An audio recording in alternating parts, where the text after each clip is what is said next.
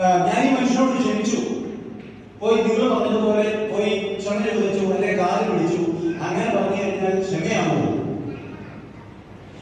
ഇപ്പൊ സതീശേട്ടന് പെട്ടെന്ന് ഒരു എന്തെങ്കിലും ഒരു തട്ടുകൾ കിട്ടി, എന്തെങ്കിലും ഒരു വിഷമം ഉണ്ടായി. അപ്പൊ ഞാൻ ചിന്തിക്കുക, ഒരു കുഴപ്പമില്ല, അയാൾ എന്നോട് ചെയ്തതിന് കർത്താവ് കൊടുത്ത ശിക്ഷ എന്ന് ഞാൻ ചിന്തിച്ചാൽ ഞാൻ ക്ഷമിച്ചോ? ഇനി പെട്ടെന്ന് സതീശേട്ടൻ ഒരു ഉയർച്ചയുണ്ടായി, കുറെ സാമ്പത്തികമായിട്ടോ എന്തെങ്കിലും കുറെ ഉയർച്ചയുണ്ടായി. അപ്പൊ ഞാൻ ചിന്തിക്കുക, അത് നേരെ ചൊവ്വയൊന്നും അവനുണ്ടാക്കിയതല്ല, അങ്ങനെ ഉണ്ടാവുമോ എന്ന് ഞാൻ ചിന്തിച്ചാൽ ഞാൻ ക്ഷമിച്ചോ? ഇതുപോലെയാണ് പലപ്പോഴും നമ്മുടെ ക്ഷമ എന്ന് പറയുന്നത്.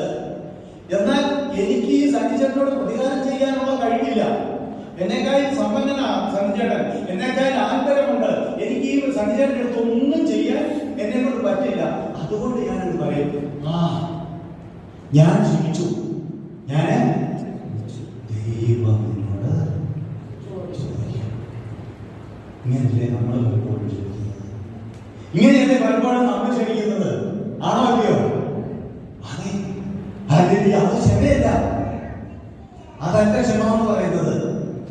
100% ശരി എന്റെ ഭാഗത്തായിരിക്കുകയും എന്നെ വേദനിപ്പിച്ച വ്യക്തിയോട് എനിക്ക് പ്രതികാരം ചെയ്യാനുള്ള എല്ലാ കഴിവും സാഹചര്യവും സന്ദർഭവും ഉണ്ടായിരുന്നിട്ടും ആ വ്യക്തിയോട് ഹൃദയപൂർവ്വം ഒരു വ്യവസ്ഥയും വെക്കാതെ ആ വ്യക്തിയോട് ഹൃദയപൂർവ്വം ക്ഷമിച്ച് ആ വ്യക്തിക്ക് ഒരു നന്മയുണ്ടാകുമ്പോൾ ആ വ്യക്തിയോടുകൂടി സന്തോഷിക്കാനും ആ വ്യക്തിക്ക് ഒരു ദുഃഖം ഉണ്ടാകുമ്പോൾ അവനോടുകൂടെ വേദനിക്കാനും ആ മനുഷ്യന് വേണ്ടി പ്രാർത്ഥിക്കാനും എനിക്ക് സാധിച്ചെങ്കിൽ മാത്രമേ ഞാൻ ആ വ്യക്തിയോട് ക്ഷമിച്ചുവെന്ന് പറയാൻ പറ്റൂ.